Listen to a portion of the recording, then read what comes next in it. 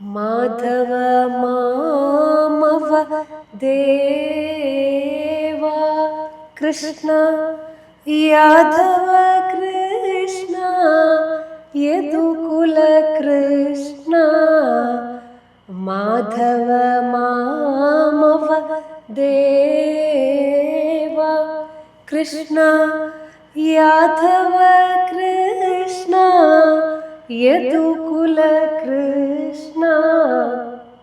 ഇന്നത്തെ നമ്മുടെ അതിഥി പ്രശസ്തയായ ഭരതനാട്യം നർത്തകിയും നൃത്ത അധ്യാപികയുമാണ് Ammu Ouseppachan. Ammu, welcome to the show. Thank U.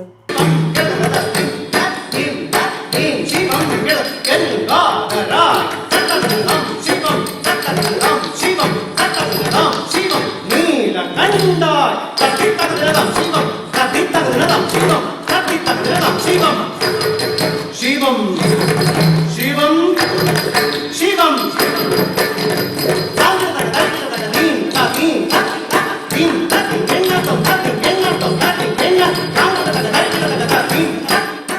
മൂന്നര വയസ്സിൽ ജോയിൻ ചെയ്യുന്ന ഒരു കുട്ടിയാണെങ്കിൽ 10 വയസ്സാവാണ്ട് എന്തായാലും നമ്മൾ അരങ്ങേറ്റത്തിനെ കുറിച്ച് പോയിട്ട് ഭരതനാട്യം ഒരു ഇനം നന്നായി പഠിക്കുന്ന പ്രസന്റ് ചെയ്യുന്നൊരു കാര്യം ചിന്തിക്കുകയേ വേണ്ട. നൃത്തം എന്ന് പറയുന്നത് ഒരു മെഡിസിനാണ്.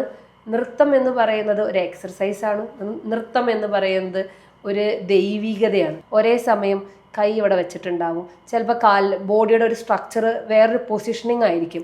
ഇവിടുന്ന് ചിലപ്പോൾ നമ്മൾ തലയെടുത്ത് പിടിക്കുന്നത് ഇങ്ങനെയായിരിക്കും, അതിൽ തന്നെ കണ്ണ് വരെ ആയിരിക്കും, അവിടെ കൊടുക്കുന്ന നെക്കിൻ്റെ മൂവ്മെൻറ്റ്സ് വരെ ആയിരിക്കും, അതിൽ കൊടുത്തതിന് ചിലപ്പോൾ ചിരിയായിരിക്കാം, ചിലപ്പോൾ അത് ഒരു എക്സ്പ്രഷൻ ആയിരിക്കാം. ഇത്രയും സാധനം ഒറ്റൊരു ഫ്രാക്ഷൻ ഓഫ് സെക്കൻഡിൽ ഒരു താളത്തിൽ പെട്ടെന്നത് ചെയ്യണമെങ്കിൽ ആ ഒരാളെ എത്രയോ ശ്രദ്ധിക്കണം. നന്നായി പഠിപ്പിക്കണമെങ്കിൽ കുട്ടികളെ നമ്മൾ ടീച്ചേഴ്സ് നന്നായിട്ട് പഠിപ്പിക്കാൻ കമ്പൽ ചെയ്യേണ്ടി വരും. അങ്ങനെ കമ്പൽ ചെയ്ത് കഴിയുമ്പോൾ അവരെ കൈക്കും കാലിനും ഭയങ്കര വേദന വരും. അപ്പം തന്നെ ആർട്ടിനെ അവരവിടെ വെറുത്തു പോകും. നാട്യശാസ്ത്രമാണ് നൃത്തത്തിൻ്റെ ഏറ്റവും ഹോളി ടെക്സ്റ്റ് എന്ന് എല്ലാവർക്കും അറിയാം. അതിലെവിടെയും തന്നെ ഈ പ്രായത്തിലേ കളിക്കാൻ പാടുള്ളൂ, ഈ പ്രായത്തിലേ പഠിക്കാൻ പാടുള്ളൂ, ഈ പ്രായത്തിൽ ഈ നൃത്തം പഠിക്കൽ നിർത്തിയിട്ടുണ്ടാവണം എന്ന് എഴുതിയിട്ടില്ല. എൻ്റെ ഏറ്റവും നല്ലൊരു സീനിയർ സ്റ്റുഡൻറ് എന്ന് പറയുന്നത് എൻ്റെ അമ്മ തന്നെയാണ്. എല്ലാവരും വിചാരിക്കുക എൻ്റെ അമ്മ ചെറുപ്പത്തിലേ ഡാൻസ് പഠിച്ചിട്ടുണ്ടെന്ന്. ആൾ കളിച്ചിട്ടുണ്ട്, പക്ഷെ ഭരതനാട്യം അങ്ങനെ ശാസ്ത്രീയമായ ഒരു നൃത്തം ഒരു ഗുരുവിൻ്റെ കീഴിൽ പഠിക്കുന്നത് എൻ്റെ അടുത്താണ്. നല്ലൊരു ഡാൻസറിനെ സംബന്ധിച്ച് നല്ലൊരു അടിത്തറയുള്ളൊരു ക്ലാസിക്കൽ ഡാൻസറാണ്. നല്ലൊരു ടീച്ചറിൻ്റെ അടുത്ത് പഠിച്ച് നന്നായിട്ട് ഡാൻസിനെ കുറിച്ച് അറിയാമെങ്കിൽ നന്നായി അത് ശ്രദ്ധിച്ചാൽ ഒരു പേഴ്സണാലിറ്റി ആയിരിക്കും. അവർക്കൊരു വിഷയം പഠിക്കാനായിട്ട് ഒന്ന് വായിച്ച് നോക്കിയാൽ തന്നെ ഏതാണ്ട് സെറ്റാവും. 10ാം ക്ലാസ് വരുമ്പോൾ നിർത്തുന്നത് എനിക്ക് കുറേ മനസ്സിലായിട്ടുള്ളത്, ഡാൻസ് പഠിക്കുന്നതിൽ നിന്ന് പാരൻസിനല്ല പ്രശ്നം, കസിൻസിനെയും നാട്ടുകാരെയും പേടിച്ചിട്ടാണ് പലരും പറയുന്നൊരു കാരണമാണ്. ഇനിയും ഡാൻസ് കൊണ്ടു നടന്ന ആൾക്കാർ പറയും ഇങ്ങനെ തുള്ളിക്കാൻ കൊണ്ടേ നടന്നോ, മാർക്ക് കുറഞ്ഞു കഴിയുമ്പോൾ കാണാം എന്ന് പറയും.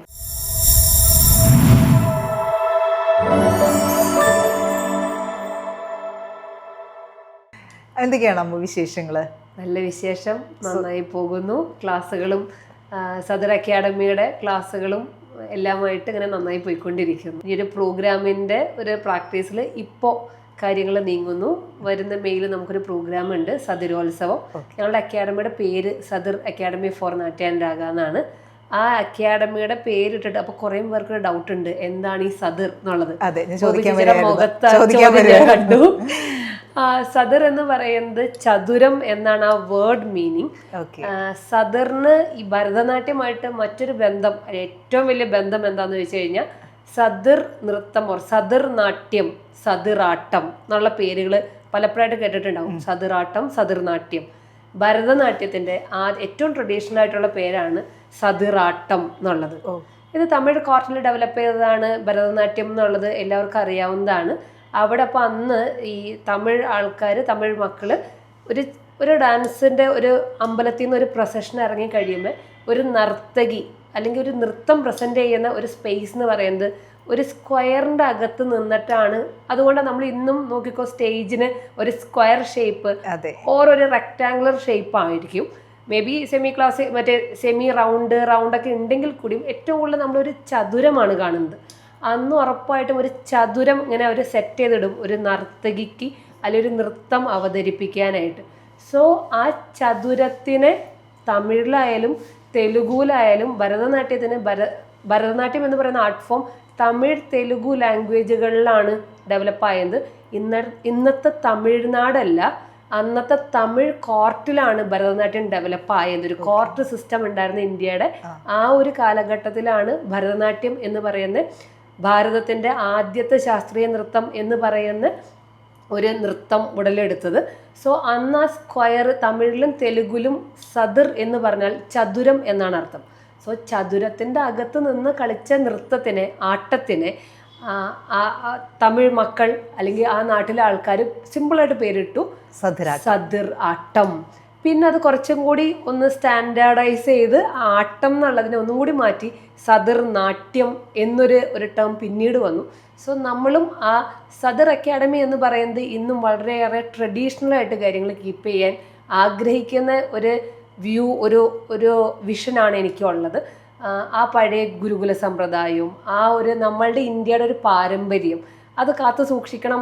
അതെല്ലാത്തിലും, ഒരു വാക്കിലായാലും ഒരു നോട്ടത്തിലായാലും ഒരു ഡ്രസ്സിങ്ങിലായാലും നമ്മളുടെ ഒരു പ്രസൻറ്റേഷനിലായാലും ആ ഒരു എന്താ പറയുക, ഒരു പാരമ്പര്യ തനിമ ഉണ്ടാകണം എന്നുള്ളത് കൊണ്ടാണ് ഒരു അക്കാഡമി എന്നൊരു സ്വപ്നം കണ്ടപ്പോൾ തന്നെ ഭരതനാട്യത്തിൻ്റെ ഏറ്റവും ട്രഡീഷണൽ ആയിട്ടുള്ള ആ ഒരു പേരിൽ നിന്ന് തന്നെ നമ്മൾ ആ ഒരു പ്രിഫിക്സ് എടുത്തു, സദിർ അക്കാഡമി ഫോർ നാട്യ എന്ന് പറയുന്നത് നൃത്തത്തിൻ്റെ ഒരു ടെക്നിക്കൽ ടേമാണ് നാട്യ. രാഗ എന്ന് പറയുന്നത് മ്യൂസിക്കിനെ ഈ പറഞ്ഞതുപോലെ നമ്മളൊന്ന് സാൻസ്ക്രിറ്റ് ലാംഗ്വേജിൽ പറയുന്നതാണ് രാഗ എന്നുള്ളത്. സോ അത് ഫുള്ളായിട്ടൊരു ട്രഡീഷനാണ്. സദിർ അക്കാഡമിയുടെ ഒരു ആനുവൽ ഡേ പ്രോഗ്രാമിന് ഞങ്ങൾക്കതൊരു ഉത്സവമാണ് ആ ഒരു ആനുവൽ ഡേ എന്ന് പറയുന്നത്. അപ്പോൾ ആ അക്കാഡമിയുടെ പേരെടുത്ത് സദിരോത്സവം എന്നൊരു പേരിട്ടു. സോ ഞങ്ങളിപ്പോൾ സദിരോത്സവത്തിൻ്റെ ഒരു പ്രാക്ടീസിലാണ് ഞാനും എൻ്റെ കുട്ടികളും ഉള്ളത്.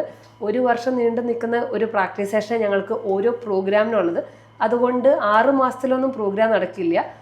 ഓൾട്ടർനേറ്റീവായിട്ട് 1.5 വർഷങ്ങളിലാണ് സദിരോത്സവം നടക്കാറുള്ളത്. അപ്പൊ അതാണ് വിഷയം. ഈ സദിറിന്റെ പിന്നിൽ ഇത്രയും വലിയൊരു ചരിത്രം ഉണ്ടെന്ന് എനിക്ക് അറിയില്ലായിരുന്നു. സദിർ ഒരു എന്തോ ഒരു ഡാൻസുമായി ബന്ധപ്പെട്ട ഒരു പേരായിരിക്കും, അതുകൊണ്ടായിരിക്കും എന്ന് വിചാരിച്ചു. എന്തായാലും താങ്ക് യു അമ്മു, ഒരു പുതിയ അറിവാണ്. അമ്മു ഏത് പ്രായത്തിലാണ് ഡാൻസ് പഠിക്കാൻ തുടങ്ങിയത്? എനിക്കൊരു 4 വയസ്സുള്ളപ്പോഴാണ് എൻ്റെ അപ്പനും അമ്മയും എന്നെ ഡാൻസ് പഠിപ്പിക്കാനായിട്ട് കൊണ്ടുവന്നാക്കിയത്. അമ്മയ്ക്ക് ഡാൻസ് ഭയങ്കര ഇഷ്ടമായിരുന്നു. അതുകൊണ്ട് തന്നെ അമ്മയ്ക്ക് ഉണ്ടാകുന്ന ആദ്യത്തെ ഒരു പെൺകുട്ടി ഉണ്ടാകണം എന്ന് അമ്മ ആഗ്രഹിച്ചു. ആ പെൺകുട്ടി ഒരു ക്ലാസിക്കൽ ഡാൻസർ ആയിരിക്കണം എന്ന് ഉറപ്പായിട്ടും തീരുമാനിച്ചു. അപ്പനെ സംബന്ധിച്ച് ആ ആഗ്രഹത്തിന് സപ്പോർട്ട് ചെയ്ത് നിന്നത്, അപ്പൻ പെൺകുട്ടികളാവുമ്പോൾ കുറച്ച് ഹെൽത്തി ആയിട്ട്, കുറച്ച് ബോഡി ഷേപ്പിൽ, വലിയ വണ്ണം ഇല്ലാണ്ട്, ഞാൻ കുറച്ച് ചബ്ബി ടൈപ്പ് ആളായിരുന്നു ജനിച്ചപ്പോൾ.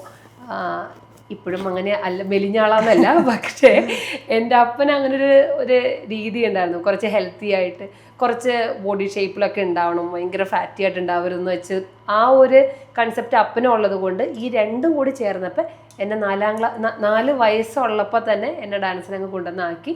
അവിടെ നിന്ന് അങ്ങോട്ട് ഇപ്പോൾ ഇത്രയും ഈ വർഷം ഒരു 32 വർഷം, കാര്യം പ്രായം പുറത്താവും എന്നാൽ കൂടിയും കുഴപ്പമില്ല, 32 വർഷമായിട്ട് ഞാൻ ഈ ഭരതനാട്യത്തിൽ, ഈ നൃത്തത്തിൽ തന്നെ, ഭരതനാട്യമാണ് സ്പെഷ്യലൈസ് ചെയ്തത്. പക്ഷെ എന്ന് വിചാരിച്ച് മോഹിനിയാട്ടവും കളിക്കും, കുച്ചിപ്പുടിയും കളിക്കും. കേരളത്തിലെ ഒരു കലോത്സവ പ്രോഡക്റ്റ് ആയതുകൊണ്ട് ഫോക്ക് ഡാൻസും കളിക്കും, എല്ലാം കളിക്കും. പക്ഷെ എനിക്കും കളിക്കാൻ ഏറ്റവും കൂടുതൽ, നമ്മൾ പറയില്ലേ, നമുക്കൊരു ഏറ്റവും കൂടുതൽ ഇൻവോൾവ്മെൻറ്റ് സംഭവിക്കുന്നത് നമ്മൾ പോലും അറിയാണ്ട്, അല്ലെങ്കിൽ നമുക്ക് ഏറ്റവും കൂടുതൽ ഇൻട്രസ്റ്റ് ഉള്ള ഒരു ടോപ്പിക് എന്ന് പറയുന്ന പോലെ ഡാൻസിലും എനിക്ക് ഏറ്റവും ഇഷ്ടം ഭരതനാട്യം പ്രസൻറ്റ് ചെയ്യാനാണ്. അപ്പോൾ 4 വയസ്സ് മുതൽ ഇന്ന് ഈ സമയം വരെ നൃത്തം ഇത്രയും വർഷമായിട്ട് പഠിച്ചുകൊണ്ടേയിരിക്കുന്നു. അമ്മ അതുപോലെ തന്നെ അമ്മ കലാക്ഷേത്രയിലാണ് അല്ലേ, ചെന്നൈ അവിടെയാണ്? കലാക്ഷേത്രയല്ല, ഞാൻ മദ്രാസ് യൂണിവേഴ്സിറ്റിയിലാണ് പഠിച്ചത്. മദ്രാസ് യൂണിവേഴ്സിറ്റിയിലാണ്. പക്ഷേ ഈ പറഞ്ഞ പോലെ കലാക്ഷേത്രയാണ് ഏറ്റവും ഫേമസ് ആയിട്ടുള്ള ഒരു അക്കാഡമി. ഭരതനാട്യത്തിന്, ആർട്സിന്, കലാക്ഷേത്ര, ഭരതനാട്യത്തിന്, എസ്പെഷ്യലി ഭരതനാട്യത്തിന് വേൾഡ് വൈഡ് റിനൗണ്ട് ആയിട്ടുള്ള ഒരു ഇൻസ്റ്റിറ്റ്യൂഷൻ കലാക്ഷേത്ര തന്നെയാണ്. പക്ഷെ അവിടെ ഡിപ്ലോമ കോഴ്സാണ് ഉള്ളത്. അതുകൊണ്ടാണ് ഞാൻ അതിൻ്റെ ഇൻ്റർവ്യൂവിന് പോയി നമുക്ക് കലാക്ഷേത്രയിൽ ഒരു അഡ്മിഷൻ കിട്ടുക എന്ന് പറയുന്നത് അത്ര ഒരു ഈസി ടാസ്ക് അല്ല. പുറത്തുനിന്ന് കേൾക്കുന്നവർക്ക് അറിയാത്തവർ വിചാരിക്കും കലാക്ഷേത്രയിലൊക്കെ ഒരു ഡാൻസിൻ്റെ സീറ്റൊക്കെ കിട്ടാൻ ഭയങ്കര എളുപ്പമായിരിക്കും, ഡാൻസൊക്കെ ആരാ പഠിക്കാൻ പോകുന്നത് എന്ന് ചിന്തിക്കാം. പക്ഷെ അത് സാധാരണക്കാർ വെറുതെ ചിന്തിക്കുന്നത് നിങ്ങൾക്ക് ശരിക്കും അറിയാത്തത് കൊണ്ടാണ്. ഒരു 5-6 ദിവസം കൊണ്ട് എത്രയോ, എനിക്ക് തോന്നുന്നു ഞാൻ പോയ അന്നത്തെ ആ ഒരു ഇൻ്റർവ്യൂവിൽ ആ ഒരു ദിവസം, ഞാൻ ആ ഇൻ്റർവ്യൂ അറ്റൻഡ് ചെയ്യുന്ന ആ ഒരു ദിവസം തന്നെ ഒരു 60-70 പേര് വന്നിട്ടുണ്ട് ആ ഒരു ഇൻ്റർവ്യൂ അറ്റൻഡ് ചെയ്യാൻ. അങ്ങനെ 5-6 ദിവസം കൊണ്ട് അപ്പം എത്രയോ കുട്ടികൾ വരുന്നുണ്ട്. ആകെ 20-30 സീറ്റായിട്ടേ ഉള്ളൂ. ഈ ഒരു ഇത്രയും ലിമിറ്റഡ് സീറ്റിലേക്കാണ് ഇത്രയും ദിവസത്തെ ഒരു ഇൻ്റർവ്യൂ ഇത്രയും കുട്ടികളിൽ നിന്ന് വന്നത്. എനിക്ക് അന്ന് ആ ഇൻ്റർവ്യൂവിന് എന്നെ ഇൻ്റർവ്യൂ ചെയ്തത് നമ്മുടെ ലീല സാംസൺ എന്ന് പറഞ്ഞിട്ട് കുറച്ച് സിനിമകളിലൊക്കെ ഉണ്ട്. മാം ആയിരുന്നു ആ സമയത്ത് കലാക്ഷേത്രയുടെ പ്രിൻസിപ്പൾ. ലീല സാംസണാണ് മാമാണ് ഇൻ്റർവ്യൂ ചെയ്തത്. എനിക്ക് അന്ന് ഇത് കിട്ടിയതുമാണ്. ഇൻ്റർവ്യൂവിൽ എന്നെ അവർ സെലക്ട് ചെയ്തതാണ്. പക്ഷേ ഈ പറഞ്ഞതുപോലെ അപ്പോൾ തന്നെ അപ്പൻ അവിടെ ഇൻ്റർവ്യൂ ബോർഡിലേക്ക് തന്നെ പറഞ്ഞു, ഞങ്ങൾക്കിങ്ങനെ ഡിപ്ലോമയാണ് ഇപ്പോഴും എന്ന് അറിയണ്ടായിരുന്നില്ല, ഡിഗ്രി കോഴ്സ് ചെയ്യാനാണ് താല്പര്യമുള്ളത്, അതുകൊണ്ട് ഞങ്ങളിവിടെ കണ്ടിന്യൂ കലാക്ഷേത്രയുടെ കോഴ്സ് ചെയ്യുന്നില്ല എന്ന് പറഞ്ഞ് മദ്രാസ് യൂണിവേഴ്സിറ്റിയിൽ MA ഭരതനാട്യം ചെയ്യാനാണ് പോയത്. പക്ഷേ ഈ +2 കഴിഞ്ഞപ്പോഴാണ് BA ഭരതനാട്യം എന്നുള്ളൊരു കൺസെപ്റ്റിലാണ് കലാക്ഷേത്ര പോയത്. പക്ഷേ അവിടെ അത് BA ഇല്ല, ഡിപ്ലോമ കോഴ്സ് ആയതുകൊണ്ട് തിരിച്ച് വന്ന് BA ഭരതനാട്യം സെൻറ്റ് തെരേസസിൽ ചെയ്തു, MG യൂണിവേഴ്സിറ്റിയുടെ കീഴിലുള്ള സെൻറ്റ് തെരേസസിൽ ചെയ്തു, MA ഭരതനാട്യം മദ്രാസ് യൂണിവേഴ്സിറ്റി ചെയ്തു. ഓക്കെ അമ്മോ. അപ്പോൾ വലിയൊരു നൃത്തത്തിനെ സംബന്ധിച്ച് വലിയൊരു യാത്രയായിരുന്നു അല്ലേ? ഇതുവരെ കണ്ടിന്യൂസ് ആയിട്ട് അമ്മ ഒരിക്കലും ബ്രേക്ക് ചെയ്യാതെ കൊണ്ടു നടക്കുകയാണ്. അതെ, നൃത്തം ജീവൻ പോലെ, ജീവശ്വാസം പോലെ എന്നൊക്കെ പറയുന്ന പോലെ അല്ലേ? ഓക്കെ അമ്മ, അമ്മുവിൻ്റെ ഒരു അഭിപ്രായത്തിൽ ഇപ്പം അമ്മ ധാരാളം കുട്ടികളെ അമ്മുവിൻ്റെ അടുത്ത്, കുട്ടികളും മുതിർന്നവരും എല്ലാം അമ്മുവിൻ്റെ അടുത്ത് നൃത്തം അഭ്യസിക്കുന്നുണ്ട്. ഒരു കുഞ്ഞിനെ ശാസ്ത്രീയ നൃത്തം പഠിപ്പിക്കാൻ ഏറ്റവും അനുയോജ്യമായ, ആരംഭം കുറിക്കാൻ ഏറ്റവും അനുയോജ്യമായ പ്രായം ഏതാണ്? അത് ഉറപ്പായിട്ടും അവർ നടന്ന് തുടങ്ങി അത്യാവശ്യം കാര്യങ്ങൾ മനസ്സിലാക്കുന്ന ആ ഒരു ഏറ്റവും ചെറുപ്പം എന്ന് പറയുന്നൊരു സമയമുണ്ട്. എനിക്കൊരു 3.5 വയസ്സ് മുതലുള്ള കുട്ടികൾ എൻ്റെ അക്കാഡമിയിൽ വന്നിട്ടുണ്ട്. അപ്പോൾ നമ്മൾ ഫസ്റ്റ് തന്നെ ചെയ്യുന്നത്, അത് എൻ്റെ ഒരു സിസ്റ്റമാണ്, ഒരു പക്ഷേ എല്ലാവർക്കും ഈ സിസ്റ്റം ആയിരിക്കില്ല ഡാൻസിൽ ഫോളോ ചെയ്യുന്നത്.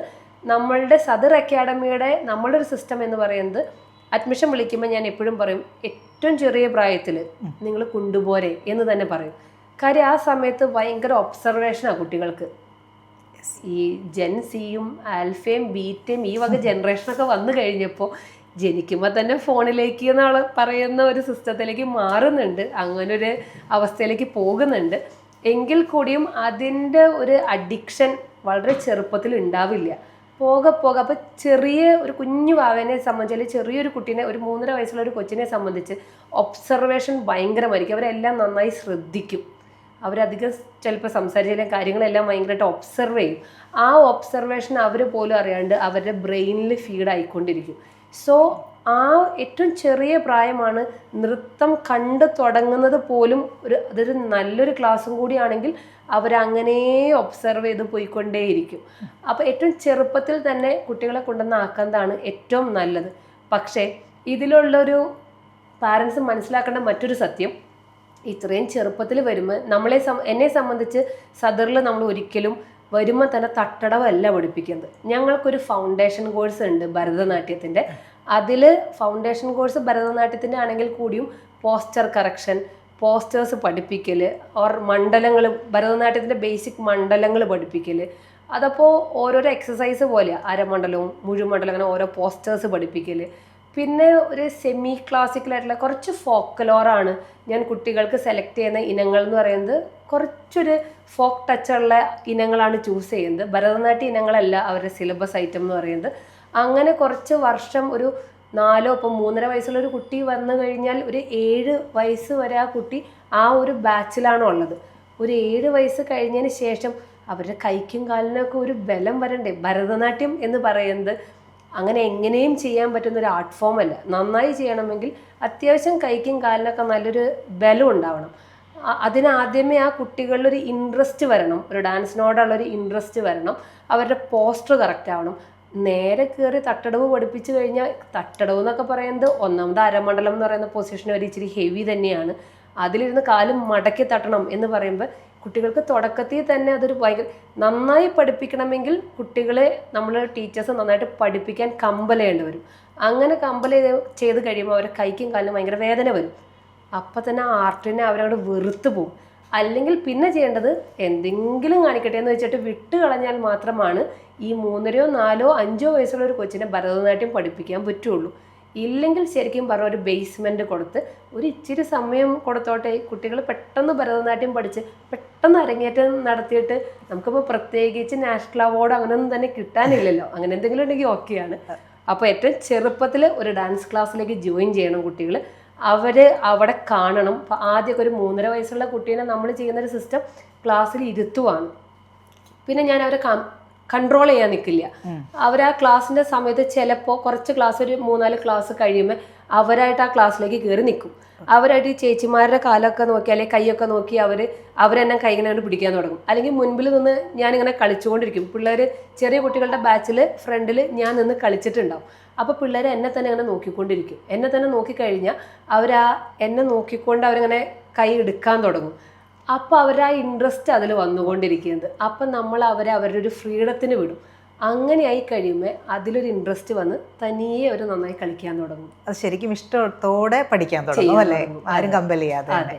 അപ്പോൾ ഈ കുഞ്ഞുങ്ങൾ ഡാൻസ് പഠിപ്പിക്കാനാകുമ്പോൾ പലപ്പോഴും കണ്ടിട്ടുണ്ട് 3.5 വയസ്സിൽ അല്ലെങ്കിൽ 3 വയസ്സിൽ ദക്ഷിണ വെച്ച് തുടങ്ങി ഒരു 8 മാസം ഒക്കെ ആകുമ്പോഴേക്കും കുഞ്ഞായിരിക്കുമ്പോൾ തന്നെ അരങ്ങേറ്റമൊക്കെ നടത്തുന്ന കാണാം. അപ്പോൾ ഇതുപോലെ സമയം കൊടുത്തു കഴിഞ്ഞാൽ അവരെ എത്രയും പെട്ടെന്നൊന്നും നമുക്ക് അരങ്ങേറ്റം നടത്താൻ പറ്റുമോ? ഇല്ല, പറ്റില്ല. ഒരു ഏകദേശം എത്ര വർഷം എടുക്കും ഒരു കുഞ്ഞിനെ? 3.5 വയസ്സിൽ തുടങ്ങി ഒരു 7 വയസ്സ് വരെ നന്നായി ഒരു ബേസ്മെന്റ് ഒക്കെ പഠിച്ച് സ്റ്റെപ്പുകളൊക്കെ പഠിച്ച് ഒരു 7ാമത്തെ വയസ്സ് മുതൽ ഭരതനാട്യത്തിന്റെ അടവുകൾ പഠിച്ച് അതിന്റെ ഇനങ്ങൾ പഠിച്ച് വരുമ്പോൾ എങ്ങനെ പോലും ഒരു മിനിമം 3.5 വയസ്സിൽ ജോയിൻ ചെയ്യുന്ന ഒരു കുട്ടിയാണെങ്കിൽ 10 വയസ്സാവാണ്ട് എന്തായാലും നമ്മൾ അരങ്ങേറ്റത്തിനെ കുറിച്ച് പോയിട്ട് ഭരതനാട്യം ഒരു ഇനം നന്നായി പഠിക്കുന്ന പ്രസന്റ് ചെയ്യുന്നൊരു കാര്യം ചിന്തിക്കേ വേണ്ട. 3.5 വയസ്സിൽ തുടങ്ങിയാൽ ഇനി 7 വയസ്സിലോ 8 വയസ്സിലോ വന്ന് ജോയിൻ ചെയ്യുന്നതെങ്കിൽ അത് പിന്നെ ഇതെല്ലാം തന്നെ ഒരു കുട്ടിയുടെ ഒരു പ്രാക്ടീസിനെ ബേസ് ചെയ്തിരിക്കും. എല്ലാം നമുക്കൊന്നും ഒരു പ്രായം വെച്ച് 100% പറയാൻ പറ്റില്ല. എപ്പോഴും നമ്മളെങ്ങനെ ഹാർഡ് വർക്ക് ചെയ്യുന്നു, നമ്മളെങ്ങനെ പ്രാക്ടീസ് ചെയ്യുന്നു അതനുസരിച്ച് കയറി വരും. ചിലവർ നമ്മൾ കേട്ടിട്ടില്ലേ ഭയങ്കര കഴിവുള്ള കുട്ടികളുണ്ടാവാം, നന്നായി പ്രാക്ടീസ് ചെയ്യുന്നവരുണ്ടാവും. ഈ 2 ആൾക്കാരും കയറി വരും. തീരെ പ്രാക്ടീസ് ഇല്ല, കഴിവിനേക്കാൾ കൂടുതൽ തീരെ പ്രാക്ടീസ് ഇല്ലാത്ത ഒരാളെ സംബന്ധിച്ച് നമ്മളൊരു ടീച്ചർ പിന്നാലെ നിന്ന് പ്രാക്ടീസ് ചെയ്യിപ്പിക്കേണ്ട വരും. അപ്പോൾ കുറേയും കൂടി വർഷങ്ങളെടുക്കും നീറ്റായിട്ട് അരങ്ങേറ്റം ചെയ്യാൻ. ഓക്കെ, നമ്മൾ കണ്ടിട്ടുണ്ട് ഇപ്പം ഗുരുവായൂർ ക്ഷേത്രത്തിലോ ഒക്കെ അരങ്ങേറ്റം നടത്തുമ്പോൾ ധാരാളം കുട്ടികളുണ്ടാകും. ഒരുമിച്ച് ഒരു ഗ്രൂപ്പ് കയറുന്നു, തീരെ ചെറിയ കുട്ടികളൊക്കെ അരങ്ങേറ്റം നടത്തുന്നത് കാണാം. ചിലപ്പോൾ അതിൽ 10 പേരുണ്ടെങ്കിൽ 10 തരത്തിലായിരിക്കും അവർ സ്റ്റെപ്പുകളൊക്കെ എടുക്കുക, പക്ഷേ എങ്കിലും നടത്തും. അപ്പോൾ അതുകൊണ്ട് ഞാൻ ചോദിച്ചതാണ്. അതുപോലെ തന്നെ നമ്മളിപ്പം കുട്ടികൾ ഡാൻസ് പഠിക്കുന്ന ഒരു കുട്ടിയാണെന്നിരിക്കുക, 3 വയസ്സിലൊക്കെ ഡാൻസ് ആരംഭിച്ച കുട്ടി ഒരു 8-9 ക്ലാസ്സുകളിലൊക്കെ എത്തുമ്പോൾ, അതായത് വലിയ ക്ലാസ്സുകളിലേക്ക് എത്തുമ്പോഴേക്കും പേരൻസ് പറയും ഇനി ഡാൻസൊക്കെ നിർത്തിക്കോ, ഇനി പഠിക്കണം, ബോർഡ് എക്സാം ഒക്കെ വരികയാണ്, അപ്പോൾ അതുകൊണ്ട് നിർത്തുക എന്ന് പറയും. സത്യത്തിൽ ഒരു കുട്ടി നൃത്തം അഭ്യസിക്കുന്നത് കൊണ്ട് ആ കുട്ടിക്ക് പഠിത്തത്തിലുള്ള ശ്രദ്ധ കുറഞ്ഞു പോകുമെന്ന് അമ്മന് തോന്നിയിട്ടുണ്ടോ? ശ്രദ്ധ കൂടുകയാണ് ചെയ്യുന്നത്. പബ്ലിക്കിന് ഒരിക്കലും ഈ നൃത്തം എന്ന് പറയുന്ന ഒരു ആരോഗ്യപരമായിട്ടുള്ള ഒരു എക്സസൈസിൻ്റെ ആരോഗ്യപരമായിട്ടുള്ള ഒരു ക്വാളിറ്റിയോ അത് ബ്രെയിനിനെ സ്വാധീനിക്കുന്ന ഒരു അളവോ അറിയില്ല. ഡാൻസിൻ്റെ ആ ഒരു നല്ല ഗുണങ്ങൾ പബ്ലിക്കിന് അത്ര അറിയില്ല. അറിയാമെങ്കിൽ അങ്ങനെ നൃത്തം നിർത്തില്ല. കാര്യം എന്താണെന്ന് വെച്ചാൽ ഇതൊരു റെഗുലർ പ്രാക്ടീസാണ്. കുട്ടികളെ സംബന്ധിച്ച് ആഴ്ചയിൽ ഒരു ദിവസത്തെ ഒരു ക്ലാസ്, ചിലപ്പോൾ 1 മണിക്കൂറുള്ള ക്ലാസ്, എന്ത് തന്നെയായാലും അത്രയും സ്റ്റെപ്പുകളോ അല്ലെങ്കിൽ ഒരു ഇനം ചെയ്യുമ്പോൾ അത്രയും ബ്ലഡ് സർക്കുലേഷനാണ് നടക്കുന്നത്. ആ 1 മണിക്കൂർ കൊണ്ടോ അല്ലെങ്കിൽ 1.5 മണിക്കൂർ കൊണ്ടോ ഒരു ക്ലാസ്സിൽ അറ്റൻഡ് ചെയ്തതുകൊണ്ട് എന്ത് പഠനമാണ് അവരുടെ മോശമായി പോകാൻ സാധ്യതയുള്ളത്? ആഴ്ചയിലെ ഒരു ദിവസത്തെ ക്ലാസ്സോ അതും 1.5 മണിക്കൂറോ 2 മണിക്കൂറോ മാക്സിമം ഉള്ളൊരു ക്ലാസ്സിൽ നിന്ന് എന്താണ് കുറയാൻ പോകുന്നത്? ഒന്നും കുറയാൻ പോകുന്നില്ല. പോരാത്തതിന് ഡാൻസ് എന്ന് പറയുന്നത് നമുക്ക് ഒത്തിരിയേറെ ശ്രദ്ധ വേണ്ട ഒരു മേഖലയാണ്. ഒരു ഡാൻസ് കളിക്കണമെങ്കിൽ ഏതൊരു ആർട്ട് ഫോമും, ഞാനിപ്പോൾ എൻ്റെ വിഷയം ഡാൻസ് ആയതുകൊണ്ട് ഡാൻസ് ചെയ്യുമ്പോൾ ഒത്തിരിയേറെ ശ്രദ്ധ വേണം. കാര്യം ഒരേ സമയം മൾട്ടി ടാസ്കിങ് എന്ന് പറയും ഡാൻസിനെ, പെട്ടെന്ന് പറയുമ്പോൾ പെട്ടെന്ന് മനസ്സിലാവാൻ.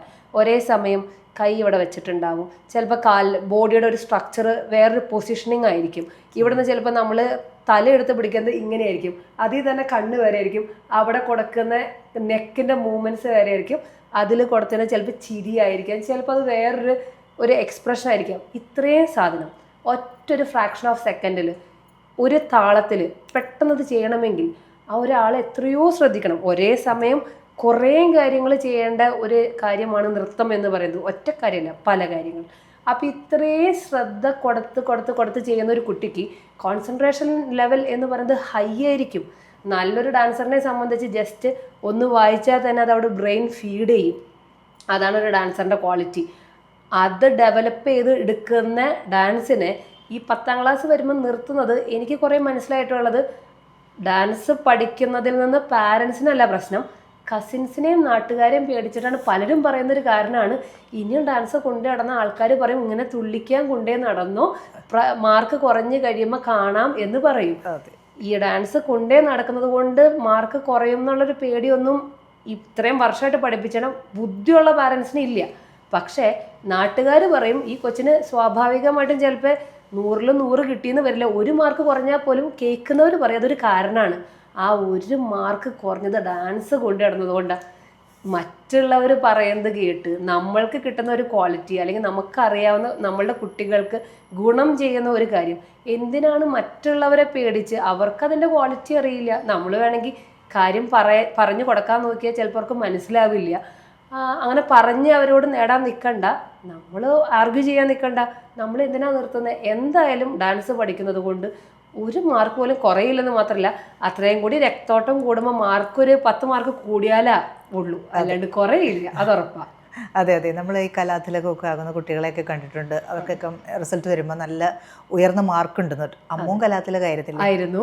അമ്മ ഏത് ക്ലാസ്സിൽ വെച്ചിട്ടായിരുന്നു? ഞാൻ എൻ്റെ 9th സ്റ്റാൻഡേർഡിൽ വെച്ചിട്ടാണ്. കാര്യം 10th വന്നപ്പോൾ ഞങ്ങൾക്ക് ഗ്രേഡിംഗ് സിസ്റ്റം ആയതുകൊണ്ടാണ്.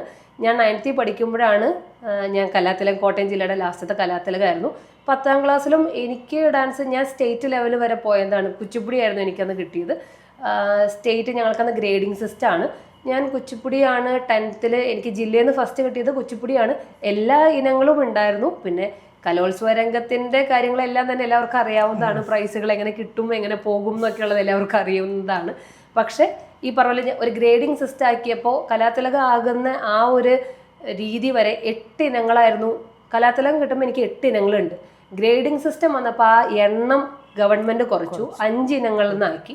അപ്പോൾ ഇനങ്ങൾ ഒന്നും കൂടി കുറഞ്ഞു. പിന്നെ കലാതിലകം ഇനങ്ങൾ എത്രയാക്കി എന്നുള്ളതല്ല, കലാതിലകം പോയി കഴിയുമ്പോൾ തന്നെ പിന്നെ നമുക്ക് ഇത്രയും ഏറെ ഇനങ്ങളുടെ ആവശ്യമേ ഇല്ല. അപ്പോൾ ഡാൻസും മോണാക്റ്റും മാത്രമാണ് എനിക്ക് ഉണ്ടായിരുന്നുള്ളൂ. അതിൽ നിന്ന് കുച്ചിപ്പുടി മാത്രമാണ് എനിക്ക് സ്റ്റേറ്റിലേക്ക് സെലക്ഷൻ കിട്ടിയുള്ളൂ. അതുകൊണ്ട് സ്റ്റേറ്റ് ഞാൻ കളിച്ചത് ഈ പറഞ്ഞ കുച്ചിപ്പുടി ആർട്ട് ഫോമാണ് ഞാൻ 10th പഠിക്കുമ്പോൾ. പക്ഷേ എനിക്കത് ഡിസ്റ്റിങ്ഷന് മേലെ മാർക്കാണ് 10ാം ക്ലാസ്സിൽ. ഞങ്ങളുടെ ഒരു സ്റ്റേറ്റ് കലോത്സവം കഴിയുമ്പോൾ ഏതാണ്ട് ജനുവരി പകുതി ഒക്കെ ആവും ഈ നമ്മളുടെ കലോത്സവം കഴിയുമ്പോൾ. പിന്നെ എത്ര മാസമുണ്ട്? ഈ നിസ്സാര മാസത്തിനുള്ളിൽ എനിക്കറിയാൻ കാര്യം ഞങ്ങൾക്കന്ന് ഗ്രൂപ്പ് ഡാൻസ് ഒക്കെ ഉണ്ട്. ജനുവരി വരെ ഞാൻ നേരെ ചൊവ്വേ ക്ലാസ്സിൽ കയറിയതായിട്ട് എനിക്ക് വലിയ ഓർമ്മയൊന്നുമില്ല. കാര്യം ഇത്രയും ഇനങ്ങളൊക്കെ പഠിക്കാനായിട്ട് കുറേ ക്ലാസ് മിസ്സായുണ്ട്. സത്യം പറഞ്ഞാൽ സ്റ്റേറ്റ് കലോത്സവം കഴിഞ്ഞൊരു 1.5 മാസം പഠിച്ചിട്ടാണ് ഈ പറയുന്ന ഡിസ്റ്റിങ്ഷന് മേലെയുള്ളൊരു മാർക്ക് എന്ന് പറയുന്നത്. സോ അത്രയേ ഉള്ളൂ. വളരെ ചെറിയൊരു ടൈമിൽ ഒരു ഡാൻസറിനെ, നല്ലൊരു ഡാൻസറിനെ സംബന്ധിച്ച് നല്ലൊരു അടിത്തറയുള്ളൊരു ക്ലാസിക്കൽ ഡാൻസറാണ്, നല്ലൊരു ടീച്ചറിൻ്റെ അടുത്ത് പഠിച്ച് നന്നായിട്ട് ഡാൻസിനെ കുറിച്ച് അറിയാമെങ്കിൽ നന്നായി അത് ശ്രദ്ധിച്ചാൽ ഒരു പേഴ്സണാലിറ്റി ആയിരിക്കും. അവർക്കൊരു വിഷയം പഠിക്കാനായിട്ട് ഒന്ന് വായിച്ച് നോക്കിയാൽ തന്നെ ഏതാണ്ട് സെറ്റാവും. നമുക്കത്ര സമയമൊന്നും വേണ്ട പഠിക്കാനായിട്ട്. അതൊരു ദൈവാനുഗ്രഹം പോലെയും അത് ആ കലയുടെ ഒരു ഗുണം പോലെയും നമുക്കത് ഉള്ളതാണ്. സോ ഞാനും 10th എല്ലാം പെർഫോം ചെയ്താണ് ഒരാൾ തന്നെയാണ്. അമ്മ അതുപോലെ ഇപ്പോൾ കുട്ടികൾ മാത്രമല്ല, ഇപ്പം മുതിർന്നവരും ചെറുപ്പത്തിൽ ഇപ്പോൾ ആഗ്രഹം ഉണ്ടായിട്ടും പഠിക്കാൻ കഴിയാതെ പോയവർ, ഇടയ്ക്ക് വെച്ച് ഇതുപോലെ ചിലപ്പം പേരൻസിൻ്റെയൊക്കെ നിർബന്ധം കൊണ്ട് നിർത്തിക്കളഞ്ഞവർ, അവരൊക്കെ ഇപ്പോഴും വീണ്ടും ഒരു കുറച്ച് കാലങ്ങളായിട്ട് ഡാൻസ് പഠിക്കാനായിട്ട് വലിയ ആഗ്രഹത്തോടെ മുന്നോട്ട് വരുന്നവരുണ്ട്. അത് ചിലരെങ്കിലും ഒരു വ്യായാമം എന്ന രീതിയിൽ മാത്രമായിരിക്കും. പക്ഷേ ഡാൻസിനോടുള്ള അമിതമായ ഇഷ്ടം അല്ലെങ്കിൽ ആഗ്രഹം ഉള്ളിൽ കിടന്നിട്ട് പഠിക്കാൻ വരുന്നവരുമുണ്ട്. അമ്മുവിൻ്റെ അടുത്ത് അത്തരത്തിലുള്ള സ്റ്റുഡൻസ് ഒക്കെ എത്താറുണ്ടോ? ഉണ്ട്. എൻ്റെ ഏറ്റവും നല്ലൊരു സീനിയർ സ്റ്റുഡൻറ് എന്ന് പറയുന്നത് എൻ്റെ അമ്മ തന്നെയാണ്. എല്ലാവരും വിചാരിക്കുക എൻ്റെ അമ്മ ചെറുപ്പത്തിലേ ഡാൻസ് പഠിച്ചിട്ടുണ്ടെന്ന്. ആൾ കളിച്ചിട്ടുണ്ട്. പക്ഷെ ഭരതനാട്യം, അങ്ങനെ ശാസ്ത്രീയമായ ഒരു നൃത്തം ഒരു ഗുരുവിൻ്റെ കീഴിൽ പഠിക്കുന്നത് എൻ്റെ അടുത്താണ്. ഞാനാണ് അമ്മയുടെ ആദ്യത്തെ ക്ലാസിക്കൽ ഡാൻസിൻ്റെ ടീച്ചർ എന്ന് പറയുന്നത്. സാധാരണ നമ്മളെ കലാകാരന്മാരൊക്കെ പറഞ്ഞു കേൾക്കാറുണ്ട്, അമ്മയാണ് എൻ്റെ ഗുരു, അമ്മയാണ് എന്നെ പഠിപ്പിച്ചത്, നൃത്തമാണെങ്കിലും സംഗീതമാണെങ്കിലും ഒക്കെ അമ്മയാണ് ഗുരു. ഇതിപ്പോ അമ്മുവിന്റെ അമ്മ പറയും നേരെ തിരിച്ചാ, മകളാണ് എൻ്റെ ഗുരു. എനിക്കും അഭിമാനിക്കാം. എൻ്റെ ഏറ്റവും സീനിയർ സ്റ്റുഡന്റ് എന്ന് പറയുന്നത് എൻ്റെ അമ്മയാണ് എന്ന് പറഞ്ഞ് എനിക്കും അഭിമാനിക്കാം. തീർച്ചയായിട്ടും. അതങ്ങനെ ഒരു ആർട്ടിക്കിൾ നമ്മളുടെ ഏഷ്യാനെറ്റ് ന്യൂസിലും ഒക്കെ വന്നതാണ്. ഞങ്ങൾ രണ്ടുപേരും പെർഫോം ചെയ്തത്. ഡാൻസ് നൃത്തത്തിനെ സംബന്ധിച്ച് ഈ പറഞ്ഞ പോലെ അമ്മയും എന്നെ ഡാൻസ് പഠിപ്പിക്കാൻ തുടങ്ങിയ സമയം മുതൽ അമ്മ പ്രാക്ടീസ് ചെയ്ത് തുടങ്ങിയ ഒരാളേ അല്ല. സദർ അക്കാഡമി തുടങ്ങിയതിന് ശേഷം ഒരു 3-4 വർഷം കഴിഞ്ഞിട്ടുമാണ്. സദർ തുടങ്ങിയപ്പോഴും അമ്മ എൻ്റെ ഡാൻസ് ക്ലാസ്സിൽ കയറിയിട്ടില്ല. അതിന് ശേഷമാണ് അമ്മ ക്ലാസ്സിൽ കയറിയത്. അപ്പോൾ അമ്മ അത് പഠിക്കുമ്പോൾ എനിക്ക് തോന്നുന്നു അമ്മയുടെ ഒരു 50s അമ്മ ആ ഒരു ആർട്ട് ഫോം പഠിച്ച് തുടങ്ങുന്നത്. സദർ തന്നെ 3.5 വയസ്സുള്ള കുട്ടിയുണ്ട്. എനിക്ക് തന്നെ എൻ്റെ അമ്മേനേക്കാളും സീനിയറായിട്ടൊരു സ്റ്റുഡൻ്റ് എനിക്കുണ്ട്. 65 വയസ്സുള്ള ഒരാളുണ്ട്. നൃത്തം എന്ന് പറയുന്നത് ഒരു മെഡിസിനാണ്. നൃത്തം എന്ന് പറയുന്നത് ഒരു എക്സർസൈസാണ്. നൃത്തം എന്ന് പറയുന്നത് ഒരു ദൈവികതയാണ്. ഇത് മൂന്നും കിട്ടും നൃത്തം വഴി. അതിന് പ്രായമല്ല വിഷയം, നമ്മളുടെ മനസ്സാണ്. നമുക്ക് ആഗ്രഹമുണ്ട്, നമുക്ക് ക്ലാസിക്കൽ ഡാൻസ് പഠിക്കണം എന്ന് ചെറുപ്പം മുതൽ ആഗ്രഹമുണ്ട്. പല കാരണങ്ങളും കൊണ്ട്, ഇപ്പം ബോബി ചേച്ചി പറഞ്ഞ പോലെയാണ്, പല കാരണങ്ങളും കൊണ്ടും ചിലപ്പോൾ ഒരു സമയത്ത് നടന്നിട്ടുണ്ടാവില്ല. ഇന്ന് ഈ സമയത്ത് ചിലപ്പോൾ നടക്കുമായിരിക്കും. അപ്പോൾ പ്രായം ഒരു വിഷയമായിട്ട് കരുതേ ചെയ്യരുത്. കാര്യം നൃത്തത്തിന് ഒരു അടിസ്ഥാനം കൊടുത്ത്, അല്ലെങ്കിൽ നാട്യശാസ്ത്രമാണ് നൃത്തത്തിൻ്റെ ഏറ്റവും ഹോളി ടെക്സ്റ്റ് എന്ന് എല്ലാവർക്കും അറിയാം. അതിലെവിടെയും തന്നെ ഈ പ്രായത്തിലേ കളിക്കാൻ പാടുള്ളൂ, ഈ പ്രായത്തിലേ പഠിക്കാൻ പാടുള്ളൂ, ഈ പ്രായത്തിൽ ഈ നൃത്തം പഠിക്കൽ നിർത്തിയിട്ടുണ്ടാവണം എന്ന് എഴുതിയിട്ടില്ല. നൃത്തം എന്ന് പറയുന്നത് ഏതൊരാൾക്കും ഏതൊരു പ്രായത്തിലും പഠിക്കാനും കളിക്കാനും ഉള്ള ഒരു ആർട്ട് ഫോം തന്നെയാണ്. സോ അതിന് പ്രായം ഇല്ല. കല എന്ന് പറയുന്നതിന് പ്രായവും ഇല്ല.